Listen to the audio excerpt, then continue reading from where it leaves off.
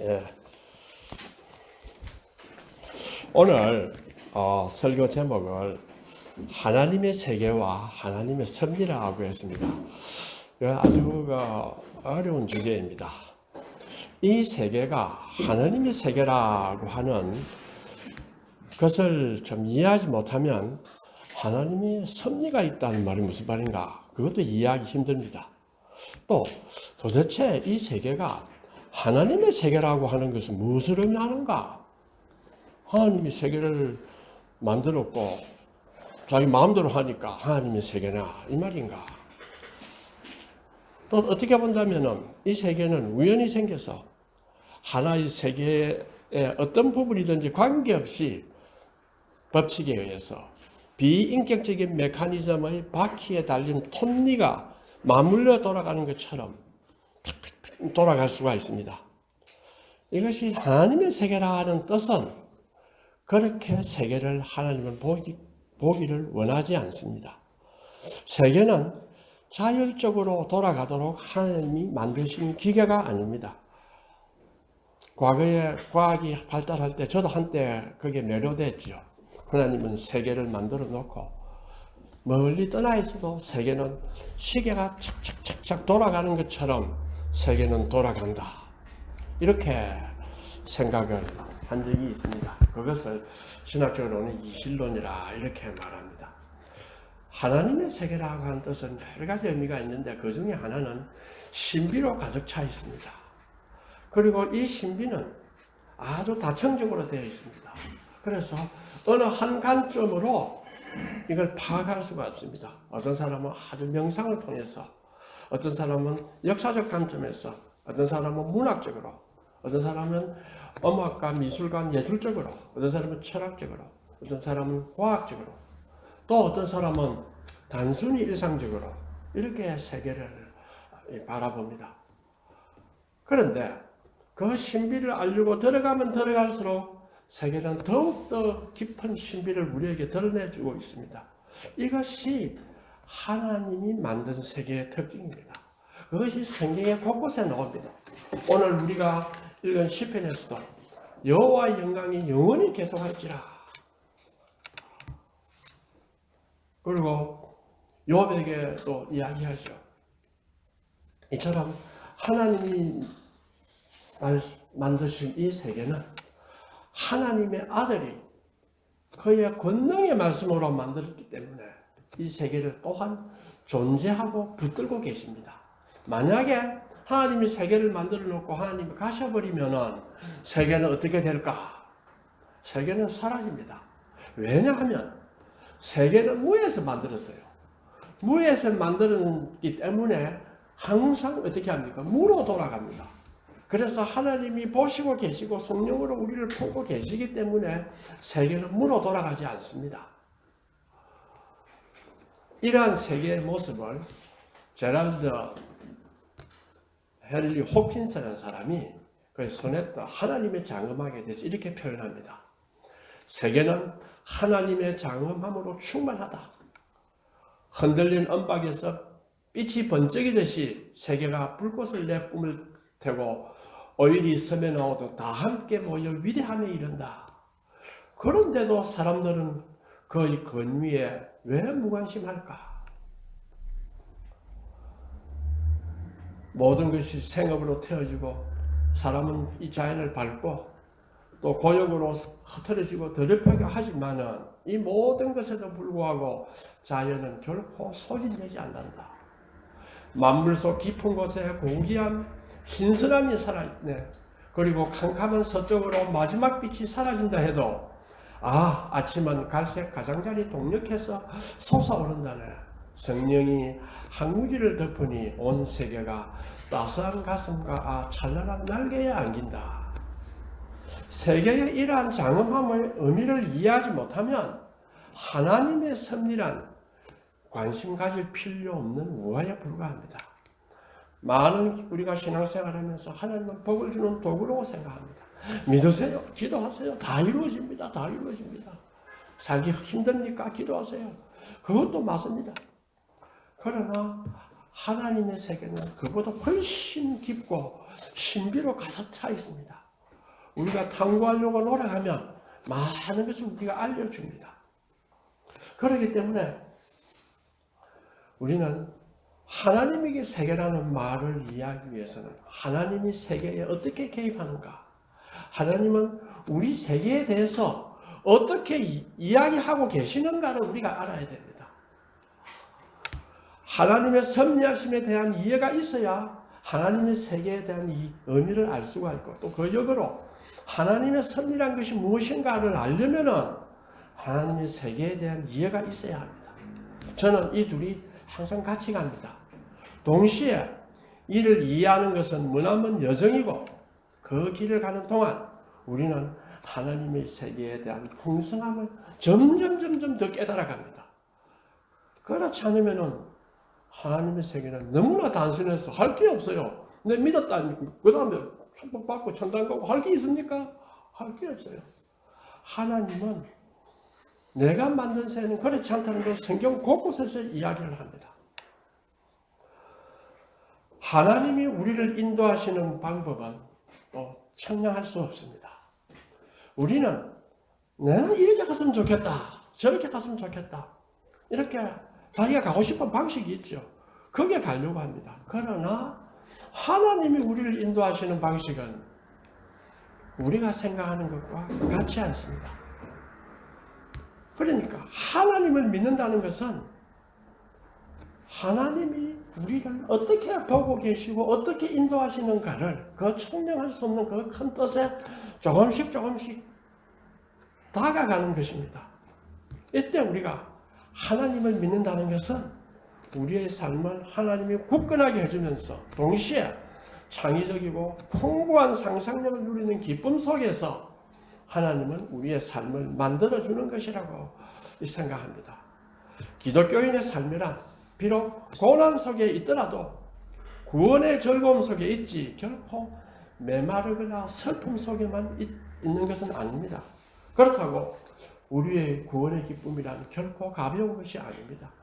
인생이 아주 깊이가 드러나는 그러한 기쁨입니다. 유명한 개혁주의 신학자 존 파이퍼 교수라는 사람이 있습니다.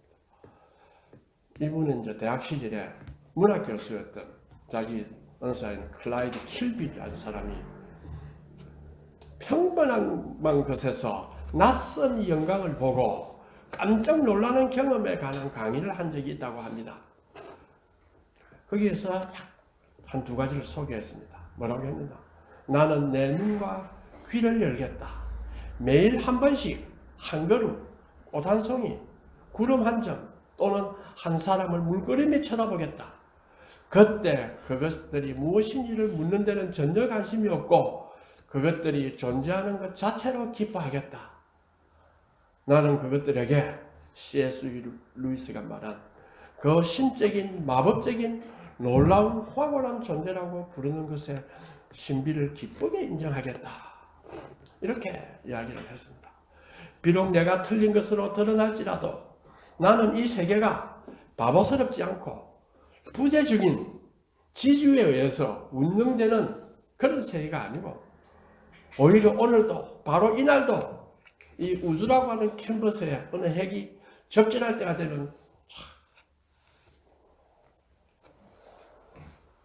핵이 더해지고 또 스스로 알파와 오메가로 부르시는 건축가가 그 핵을 끈 것을 내가 기쁘게 알게 될 그날이 있을 것이다 라는 생각에 내 인생을 걸겠다. 이렇게 그분이 이야기했습니다. 그 강의를 듣고 우리 파이퍼 교수가 나는 나에게 눈을 열어준 킬비의 영향 때문에 내가 이제 성경에서 모든 것을 아우르는 섭리를 보게 되었고 그로 인해 나는 하나님께 매료된 세계를 더욱 의식하면서 살아가고 있다. 나는 현실을 다르게 본다. 이렇게 이야기를 합니다. 아침마다 일출을 보면서 하나님의 아름다운 세계를 창조하셨다고 생각하곤 했다. 그러면 그 광경이 덜 일반적이 되고 더 구체적이며 더 개인적인 것이 되었다. 나는 아침마다 하나님이 다른 일출을 그리신다고 말했다. 비록 구름이 가려서 사람이 일출을 뽑지 못한다고 할지라도 구름 위에서 찬란한 일출을 하나님은 그리고 계신다. 이렇게 이야기를 한 적이 있습니다. 이제 성경을 한번 돌아가 볼까요? 여호수아에서 보면 이스라엘 백성이 가나안 땅에 들어갑니다. 그때 만나는 게 뭡니까? 여리고성을 만납니다. 여리고성은 견고합니다. 자신의 힘으로 싸워 이기기 힘듭니다. 이스라엘은 공성 장비도 없습니다. 무기도 그렇게 많지 않습니다. 모세를 대신한 여호수아는 마음이 착잡합니다. 그때 여호수아가 여리고 가까이에 이르렀을 때에 눈을 들어본 적 한 사람이 칼을 빼어들고 마주 서 있습니다. 여호수아가 나아가서 그에게 묻습니다. 당신은 우리를 위하느냐 아니면 우리의 적을 위하느냐? 하니 그분이 아니라 나는 여호와의 군대 대장으로 지금 왔다 이렇게 이야기합니다. 여호수아가 놀라서 얼굴을 땅에 엎드려 절하고 그에게 이르되 내 주여 종에게 무슨 말씀을 하려 하시나이까? 싸우면 전략을 좀 가르치려고 생각 안 했겠습니까? 그런데 여호와의 군대 대장이 여호수아에게 말하기를 뭐라 했습니까? 내 발에서 신을 벗어라. 내가 선 곳은 거룩하니라. 하니 여호수아가 그대로 행하니라. 자, 얼마나 이상합니까? 그렇죠? 당신은 나를 위합니까? 아니면 나의 대적을 위합니까? 여호수아가 물은 건 당연하죠. 그러면 여호수아의 기대가 뭡니까? 나는 너를 도와주러 온 대장이다. 이래 대답하기를 기대했습니다. 그러나 하나님이 하시는 일은 우리와 다릅니다. 전쟁하러 가는데 장군처럼 나와서 내가 너의 대장이니 두려워 말고 용감히 싸우라. 내가 너를 도와줄 것이다. 말을 할 줄 알았지요. 그런데 하나님은 뭐라고 합니까? 내 발에서 신을 벗어라. 내가 쓴 곳은 거룩한 땅이라. 이거 위로가 되겠습니까? 이것이 하나님이 우리를 이끄는 방식입니다. 아마도 여호수아에게 너가 가나안 땅에 들어가는 것은 그 이스라엘이 갖고 있는 그 사명을 위함이다. 그걸 깊이 생각하라. 그러면 두려움도 사라지고, 그렇죠? 싸움을 하나님께 맡기게 된다. 그거 아니겠습니까? 우리는 영적 존재입니다. 영적인 눈으로 세상을 보라고 성경은 이야기합니다. 주님께서는 어려움을 당할 때 실망하지 말고 한 발 물러서서 하나님이 하시는 것을 보라. 그 이야기합니다. 타락한 우리는 세상적 이해에 너무 얽혀 살고 있습니다. 그리고 세상적으로 보는 습관에 묻혀 있어서 하나님이 세계에 살고 있으면서도 하나님이 세계를 보시는 방식을 잘 모릅니다.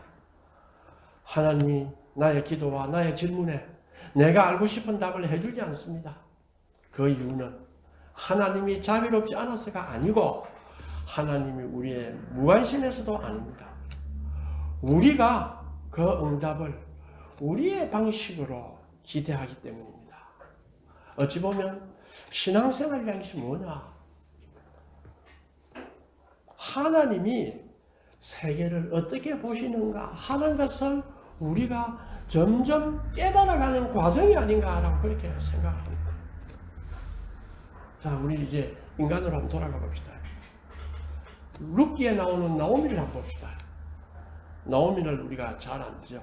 그는 흉년을 피해서 남편과 아들을 데리고 모압 땅으로 갔습니다. 남편도 죽고 두 아들도 죽었습니다. 이는 무엇을 말합니까? 세상적으로 보면 완전히 실패한 삶입니다. 얼마나 고통스러운 삶이었으면 자신을 더 이상 나오미라 하지 말고 마라라고 부르라 이렇게 했습니다. 마라의 의미는 뭡니까? 전능자가 나를 심하게 괴롭게 하셨다. 나오미의 삶은 불행과 실패의 대명사로 여겨졌던 것처럼 보였지만 구속사의 주인이신 하나님께서는 나오미의 남은 생애를 실패한 자리에 그대로 머물지 않도록 하십니다. 동네 여인들은 룻과 보아스를 결혼을 통해 태어난 오벳은 누구냐면 다윗왕의 할아버지입니다. 그 여인들이 나오미에게 이야기합니다. 찬송할지로다 여호와께서 오늘 내게 기업물을 자가 없게 하지 아니하셨도다. 이 아이의 이름이 이스라엘에게 유명하게 되기를 원하노라. 이는 내 생명의 회복자이며 내 노년의 복량자라. 곧 너를 사랑하며 7 아들보다 귀한 내 며느리가 낳은 자로다. 이렇게 말합니다. 마라에서 찬송으로 변하게 됩니다. 자, 나오미의 삶이 이렇게 역전된 것은 결정적인 근거가 무엇이겠습니까? 저는 생각에 하나님의 섭리를 인정하는 나오미의 신앙 때문입니다. 자, 이 나오미를 보면요, 나오미가 못다니겠다고 해서 그걸 한탄하거나 그로 인해서 하나님이 벌 주었다 그렇게는 말하지는 않습니다. 인간 나오미가 하나님 나를 쳤다고 한 것은 내가 모압에 갔기 때문에 하나님 나를 쳤다 그렇게 말하지 않습니다. 그냥 하나님의 섭리를 믿고 사는 사람에게 내가 고난을 당했다. 완전히 밑바닥까지 자기를 다 내려놓는다는 뜻입니다. 전능자의 손이 나를 쳤다는 것은. 세상 어느 곳에서도 내가 구원을 바랄 곳이 없다. 오로지 하나님만 구원을 바랄 뿐이다. 그 표현입니다. 나오미가 남편을 잘못 만나서 내 인생이 망가졌다고 한탄했습니까? 안 했습니다. 내가 2 아들을 잘못 키웠다고 스스로 자책하지도 않았습니다. 그는 자신의 삶을 주관하는 여호와의 손을 인정하고 있었습니다. 나오미는 다시 돌아가는 고향에서 이웃들에게 내 자신의 고난은 오직 전능자 여호와로 말미암았음을 거듭 증언합니다. 이것은 무엇을 의미합니까? 우리가 고난의 터널을 통과하는 혹독한 삶의 여정에서 결코 스스로 포기해서도 안 되고 절망해서 안 된다는 걸 말합니다. 주님은 우리가 다시 재기할 수 있는 참된 능력은 주님의 손길을 진솔하게 받아들일 때에 주어지게 됩니다. 이것이 고난 속에서 나오는 나오미의 태도였던 것입니다. 이를 통해서 나오미는 뭐를 했습니까? 그래서 고생하다가 나와 잘 먹고 잘 살았다. 이것이 아니고 구속사의 위대한 임무를 담당한 것입니다. 마찬가지입니다. 우리도 고난 속에 있고 하지만 하나님은 모든 각자 개인에게 하나님의 거대한 역사 속에서 역할을 하기를 기대합니다. 자, 그러면 오늘 우리가 읽었던 시편을 한번 볼까요? 여호와의 영광이 주보에 있죠. 여호와의 영광이 계속할지며 여호와는 자신께서 행하시는 일들로 말미암아 즐거워하시리로다. 내가 평생도록 여호와께 노래하며 내가 살아있는 동안 내 하나님을 찬양하리로다. 나의 기도를 기쁘게 여기시기를 바라나니 나는 여호와라 말미암아 즐거워하리로다. 시편 제자는 이 시편을 묵상 또는 묵상이 담긴 찬송이고 나의 기도라고도 합니다. 이것을 기쁘게 여기시기를, 나의 묵상을 기쁘게 여기시기를 바란다. 이게 생각합니다. 그는 하나님이 창조하시고 지탱하시며 다스리시는 세계에 대해서 시편 기사는 오랫동안 묵상을 해왔습니다. 이 세계는 바로 하나님의 섭리의 세계입니다. 시편 기자는 눈으로 관찰한 결과 하나님이 창조하시고 주관하시는 자연의 수많은 경이로움에 담긴 하나님의 비할 데 없는 지혜를 크게 기뻐하게 되었습니다. 그래서 주께서 지혜로 그들을 다 지으셨으니 이 지혜의 영광 그리고 지혜가 능력과 선하심으로 발휘된 것을 보고 시편 저자는 주님 안에서 노래하고 찬송하며 기뻐하지 않을 수 없다. 중요한 점은 이것이다. 중요한 그 저자가 여호와로 말미암아 기뻐한다는 것입니다.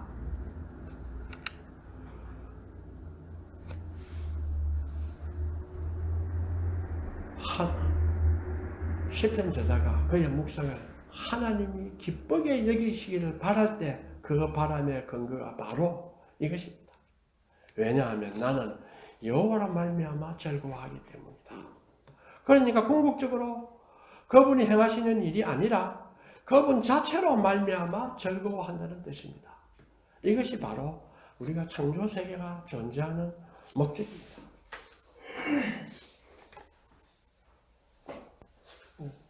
뉴턴을 자, 그다음에 이제 욥을 좀 봅시다. 욥은 어떤 일을 했느냐 오늘 우리 읽은 거. 욥은 아래 위로 온통 신비로 둘러싸여 있습니다. 사실 우리도 마찬가지로 자연의 신비에 쌓여 있습니다. 다만 사람에 따라서 신비를 전혀 못 보는 사람, 신비를 조금 보는 사람, 아니면 깊이 보는 사람. 비록 과학이 발달했지만은 신비로 쌓여 있다는 이 사실을 바꾸지 못합니다. 지난 200년에 걸쳐서 과학의 진보는 엄청나게 했죠. 마치 밀물이 들어오는 동안에 하나님이 지혜의 대양에서 끌어올려서 해변의 한 구덩이에 쏟아부은 소금물 한 통에 불과합니다. 아무리 발달했다 하지만. 그래서 인류가 낳은 최대의 과학자가 누굽니까? 뉴턴 아닙니까? 뉴턴 당시에 그 당시 세계에서 한 모든 수학의 반 이상은 뉴턴이 했습니다. 그것만은 어쩌게도 불구하고 뉴턴은 뭐라고 했습니까? 자연의 신비 앞에서 나는 해변가에서 조약돌을 가지고 노는 아이에 불과하다라고 말했습니다. 이는 우리가 과학의 감명받기보다는 하나님이 다스리시는 수없이 많은 경이로움과 신비에 우리가 더 깜짝 놀라야 한다 하는 것을 보여줍니다. 자, 욥에 대해서 우리 한번 봅시다. 욥 읽었죠.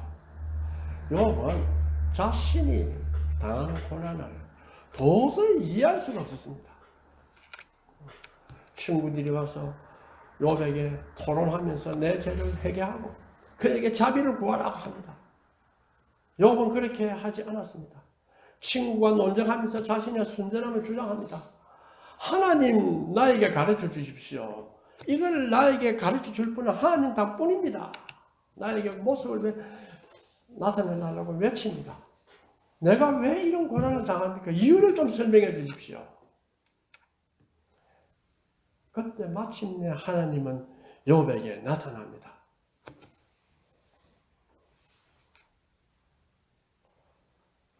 뭐라고 말하냐? 하나님은 자, 내가 땅에 기초를 놓을 때에 내가 어디 있었느냐? 응? 너가 깨달아 알았거든 말하라. 우리 읽은 것처럼 그것의 주처는 무 위에 세웠으며 그 모퉁이 돌을 누가 놓았느냐? 그때에 새벽 별들이 기뻐 노래하며 하나님의 아들들, 이거 천사들을 말합니다. 다 기뻐 소리 질렀느니라. 달리 말하면 하나님이 자연 세계를 창조하신 목적 중에 하나는 그 세계를 즐거워하는 것입니다. 하나님은 리바이어단이 바다에서 놀도록 창조하셨다. 거기에는 크고 넓은 바다가 있고 그 속에는 생물 곧 크고 작은 동물이 무수하니이다. 그래서 시편에 주께서 지으신 리바이어단이 그 속에 논다. 어느 인간도 결코 볼 수 없는 그처럼 놀라운 광경은 셀 수 없이 많다. 하나님이 욥에게 하는 이야기입니다. 이제 소같이 풀을 먹는 베못을 볼지어다. 내가 너를 지은 것 같이 그것도 지었다. 모든 들짐승들이 뛰노는 산은 그것을 위하여 먹이를 낸다. 자, 이처럼 너무나 매혹적인 논리들이 창조 세계에 널려 있어도 우리 인간의 눈에는 보이지 않습니다. 우리 인간의 눈에는 산에 보면 저 뭐 금이 나는가 금을 캐다 저거 그럼 이용하면 좋겠다 저 아파트 사면 좋겠다 이런 곳으로만 갑니다. 뿐만 아니라 인간은 그 반대로 매혹적인 그 창조 세계를 보다는 스스로 눈을 가리우고 또한 자신을 잊어버리려고 사소한 것에 몰두합니다. 그래도 그런 자연의 놀이들은 헛되지는 않습니다. 어제 우리가 남해에 가면서 많은 좋은 것을 보았죠. 지금은 부족하지만 언젠가 우리는 창조세계의 매혹적인 노래들을 더 많이 포착할 수도 있을 것입니다. 하나님은 그분 자신의 계시로서 자연의 그 참된 본성에 따라 소중히 여기시는 분입니다. 그것도 다 하나님의 영광의 일부입니다. 그것이 우리를 둘러싸고 있습니다. 이것이 바로 하나님의 자연에 대한 섭리의 이야기입니다. 자, 자연을 보면 하나님을 알만한 것이 보인다. 로마서는 이야기를 합니다.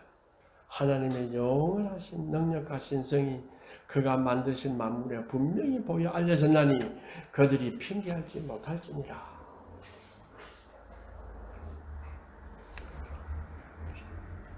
그러면 욥이 내가 왜 고난을 당합니까? 물었는데 답변은 전혀 달랐습니다. 왜? 왜 그랬나? 하나님 하시는 일은 방대하기 때문에 우리가 생각하는 인간원칙적인 답변은 소용이 없습니다. 그러니까 욥이 나중에 뭐라고 합니까? 주께서는 못하실 일이 없사오며 무슨 계획이든지 못 이루실 것이 없는 줄 아오니 무지한 말로 이치를 가리는 자가 누구니까? 나는 깨닫지도 못한 일을 말하였고 스스로도 알 수 없고 헤아리기도 어려운 일을 말하였나이다. 내가 주께 대하여 귀로 듣기만 하였사오니 이제는 눈으로 주를 배웁니다. 그러므로 내가 스스로 거두어 드리고 기껏과 제 가운데에서 회개하나이다.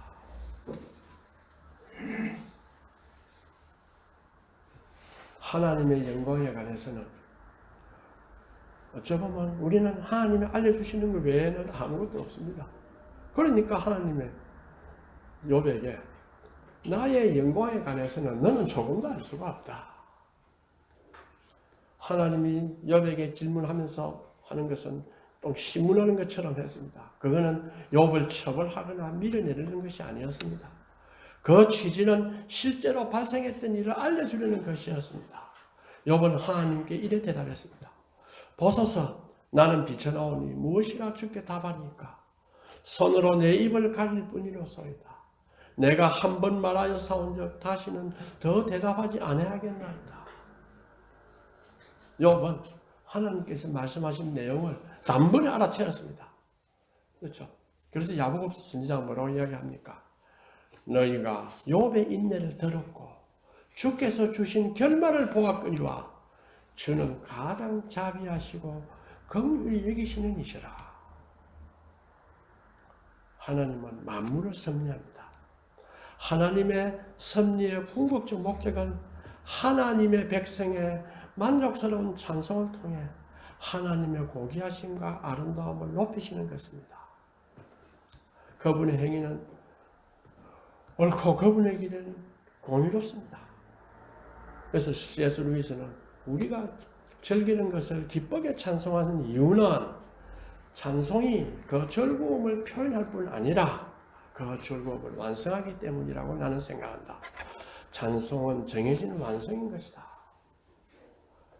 우리의 삶은 우리가 찬송으로 갈 수 있게끔 우리가 깨닫고 노력해야 됩니다. 마지막으로 제가 그 이상양 전도사라고 제가 이제 70년도에 대학 다닐 때 이제 그때 이제 들었던 이야기. 그러고 이제 제가 미국 갔다가 부산대학에 왔을 때 그때 이제 새벽을 깨우리라 뭐 이런 이야기를 이 책도 사면서 그 책방 주인이 이상영 전도사 이야기를 해요. 이 사람은 어떤 사람이냐면 그 이제 망원동에서 그래 뚝방 마을이 있습니다. 지금은 이제 망리당길이라 불리가 젊은이들이 다 즐겨 찾는 동네가 됐는데 그때는 뭐 너무나 들어왔어요. 그런데 이제 그 장신대에 그 기독교 교육학을 했는데 그 주선의 교수가 72년도 6월달에 거기 가보 뚝방마을에 가보니까 너무 남루한 옷차림의 아이들이 웃고 떠들며 어디론가 뛰어가는 걸 봤습니다. 저 모퉁이 지나도 사람 사는 곳이 있나 하면서 거기 갔어요. 그러니까 믿을 수 없는 풍경이 가득 찼습니다. 그래서 그 당시 우리가 얼마나 가난했습니까? 70년대 생각해 보세요. 서울 곳곳에 떠온 분뇨를 개천에 쏟아버리기 위해서 서 있는 트럭이 수십 대가 시내에 들어왔어요. 또 그 옆에는 수백 세대가 보는 판잣집이 가득했습니다. 그런데 거기서 아이들은 뛰놀고 엄마는 밥을 짓고 하고 있었습니다. 그때 주 교수가 뭐랬느냐. 주님, 왜 이것을 나에게 보여주었습니까? 그러고 난 뒤에 주 교수가 이제 강의 시간에 조심스럽게 이 말을 했어요. 우리가 돌아봐야 할 신앙과 신학의 현장이 그것이 아닐까? 라며 여운을 남겼습니다. 그때 이상영 전도사가 주 교수를 따라와서 선생님 한번 가보기 싶습니다. 그러가 이제 그 주 교수하고 이상영 전도사 친구들이 뚝방마을에 갔어요. 처참했죠. 이 현장을 본 이 전도사와 친구들은 자 그럼 공동 화장실을 만들자 했어요. 여기 투합해서 했습니다. 그리고 이 이상영 전도사는 거기 주저앉았어요. 아예 뚝방마을에 월세를 구해놨습니다. 그런데 이 사람들은 이제 개발 강풍에 밀려서 자기가 그 살고 있던 데서 다 쫓겨나가 이리로 몰려왔다 아닙니까? 그래야 설득을 해가 다 모아가 그 당시 5,600만이라는 거금을 만들어 5,600만 원이면 제가 71년도 대학 다닐 때 등록금이 4만 원이었습니다. 그러니까 뭐 어마어마했죠. 그래가 이제 530대 세대 주택을 지었다고 합니다. 그리고 쓰레기팀이 오물 속에서 동전을 찾는 아이들을 위해서 보육 사업도 펼쳤어요. 그래서 이제 그 보육원이 야학으로도 되고 이렇게 했습니다. 그래서 교회도 하나 세워졌습니다. 그래서 믿음의 공동체로서 이제 교회가 세워졌는데 그때 불꽃처럼 살았던 이 이상영 전도사가 자 우리도 할 수 있다 이렇게 교인들이 생각할 때 이 전도사는 지병은 폐기력이 돌아올수록 악화됐어요. 세 차례 수술을 받았지만 결국 77년에 이제 돌아가셨습니다. 그런데 이 사람이 이제 2살 아들과 부인을 남겼는데 인종사흘 전 병문안을 온 위교수에게 유언을 전했습니다. 선생님, 이 모든 것이 하나님 은혜요 하나님의 능력입니다. 선생님은 제가 여기 와서 병이 난 줄 알지만은 전 여기 오기 훨씬 전에 죽었던 사람입니다. 지금까지는 덤으로 살았던 거예요. 그냥 부를 게 없습니다. 이렇게 행복해도 되나 싶어요. 죽는 건 두렵지 않습니다. 하나님의 일을 하다가 죽게 된 게 얼마나 감사한지 모릅니다. 그때 이제 사후에 이 전서 1기장에 보니까 이렇습니다. 주님이 나에게 이걸 보여주신 것은 가라는 것이다. 즉시 행동하라는 것을 말한다. 그리고 내가 너와 함께 한다는 약속인 것이다. 라는 걸 깨달았기 때문에 그 일을 했습니다. 우리 역시 우리가 이 세상을 살면서 자연을 바라보게 될 때에 우리가 생각지 않은 많은 것은 우리에게 하나님이 보여주십니다. 예수님이 나는 온유하고 겸손하고 내 명예는 가벼움이라 이렇죠. 내일 와서 힘을 얻으라 이렇게 이야기했습니다. 그게 무슨 뜻일까요? 저는 우리 세계가 신비하기 때문에 우리가 생각해 보세요. 쓸데없는 데가 온유하다는 뜻은 많은 걸 받아들일 수 있다는 뜻입니다. 내가 오르니까 막 성내고 그런데 에너지를 소모할 필요가 없다는 것이에요. 저도 많이 혼이 많이 납니다만 왜 당신은 열을 올리느냐 이래가 혼이 많이 납니다. 우리가 쏟아야 할 때가 많이 있습니다. 쓸데없는 것에 우리의 에너지를 낭비하고 시간을 낭비하고 할 필요가 없습니다. 할 것이 많습니다. 그것을 찾아가는 것이 우리의 신앙생활이고 주님께서는 왜 온유하고 겸손하니 내 앞에서 쉬어라. 이상형 전도사가 쉬었습니까? 네. 죽을 고생을 했는데 그건 뭐냐? 주님에게로 다가서게 될 때 배우는 것이 뭐냐? 무엇이 참되게 쉬는 것이다 하는 걸 배웁니다. 무엇이 참되게 쉬는 것이다. 또 주님과 멍에를 같이 한다는 것이 얼마나 행복한 기쁨을 주는 것이다 하는 것을 우리가 배우게 됩니다.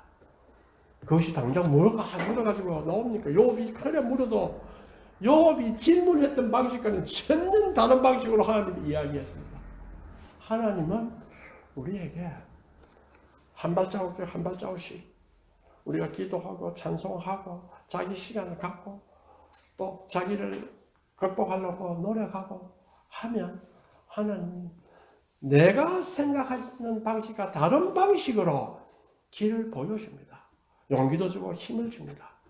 저는 또 그런 걸 많이 느낍니다. 그리고 뿐만 아니라 제가 일단 책을 보면서 여러 선배 성도님들을 이렇게 볼 때에 어떻게 이 일을 할 수 있을까? 어거스틴의 그 신국론 읽으면서 어렵고 막 쓰는 방식이 옛날 방식이 돼가지고 까다롭습니다. 그래서 어째서 이래 할 수 있을까? 어거스틴이 그래 안 살았다. 자기 마음대로 살았다 아닙니까? 어떻게 그래 할 수 있을까? 실망하지 않고 하나님이 섭리하신다는 것을 굳건하게 믿고 자기를 극복하려고 애를 쓰면 하나님은 우리에게 내가 생각보다 훨씬 많은 힘을 주셔서 나를 이끌어가고 또 기회와 깨달음을 주십니다. 우리는 이걸 가지고 노력을 하면 하나님께서 우리가 한글교회를 만들어서 이렇게 주실 때는 이 세계의 거대한 신비를 상식적으로 내 생각대로 그렇게 보지 마라. 그 깊은 신비 속에서 하나님을 만나는 크나큰 즐거움도 있다. 그 즐거움이 있다. 하는 것을 가르쳐주고 이 땅에 조금이나마 한 불꽃이 되게 하실 것이다. 믿는 그 섭리신앙을 저희들에게 아마 주시는 것이라고 생각합니다. 그리고 이 세계는 하나님의 세계다. 우리가 하나님의 세계다. 하나님이 섭리하는 세계이기 때문에 하나님의 세계다. 또한 하나님의 아들이 이 땅에서 고난을 당해서까지 보호하려고 하는 세계다. 이런 것을 가르쳐 줍니다. 이 두 개를 우리가 끊임없이 알아가도록 하나님께 기도하기 바랍니다. 다 같이 기도하겠습니다.